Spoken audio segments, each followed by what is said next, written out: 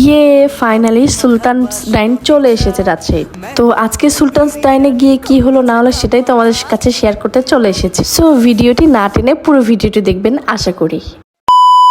Hello everyone, আসসালামু আলাইকুম। কেমন আছেন সবাই? আশা করি অনেক ভালো আছে। আজকে অনেকদিন পর ভিডিও নিয়ে চলে আসলাম। আমি একটু রাগ করেছিলাম, তাই বাড়ির ফোন দিয়ে আমাকে বললো তোমার জন্য একটা ট্রিট আছে। ইয়ে আমাদের মাঝে এখন সুলতানস ডাইন চলে এসেছে। আর হ্যাঁ, এটার লোকেশন হচ্ছে রানীবাজার মোড়, রাজশাহীতে তারা প্রথম অফিসিয়ালি ব্রাঞ্চ দিয়েছে। এখন পর্যন্ত তাদের গ্র্যান্ড ওপেনিং বাকি আছে, কিন্তু আমি হাজির হয়ে গেলাম শুধুমাত্র আপনাদের জন্য। তাদের গ্র্যান্ড ওপেনিং 3 তারিখে।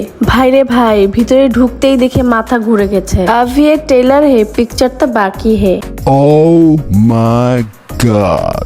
এখন বাজে রাত 9:30। ঢুকতে না ঢুকতেই বলছে খাবার শেষ। ঢুকেই দেখি এত পরিমাণের ভিড় আর এতগুলা মানুষ দাঁড়িয়ে আছে। এর আগে যারা সুলতানস ডাইনে খেয়েছেন তারা প্রেমে পড়ে গেছেন, যার জন্য সে প্রেমের টানে চলে এসেছে নতুন সুলতানস ডাইন। মানুষ 1 ঘন্টা 1.5 ঘন্টা ধরে দাঁড়াই থেকেও খাবার পাচ্ছে না, এমন পার্সেলও পাচ্ছে না। আর কি আর বলবো, মামুর বেটারা তো এসি অফ করে দিয়েছে, এত গরম লাগছিল সেই সময়। আর কিছু কিছু টেবিলে তাদেরকে শুধু বোরহানি দিয়ে রেখে দিয়েছে, খাবার দেয় নাই।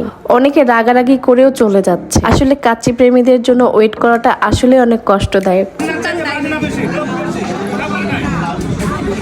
কারণ আমি নিজেও কাচ্ছিলাম। আর এই আঙ্কেলদেরকে 1 ঘন্টা ওয়েট করার পরও তাদেরকে খাবার দিতে পারেনি। আসলে তাদেরও কোনো দোষ না, কারণ এত মানুষ হবে তারা আসলে বুঝতেও পারে নাই। সুলতানস ডাইনের ডেকোরেশনটা আমার কাছে মোটামুটি লেগেছে। এতক্ষণ ধরে ওয়েট করব সেটার আর তর সই ছিল না। আর আমরা তো রাজশাহীর মানুষ, ভাইরে ভাই, নতুন কোনো কিছু হইলেই আমরা সেখানে দৌড় দেই। কথায় আছে না, বাঙালি হুজুকে বাঙালি। এরপর অনেক কষ্ট করে জায়গা পাওয়ার পরেই তো হাত ধুতে আসলাম। ফাইনালি খাবার টেবিলে চলে এসেছে।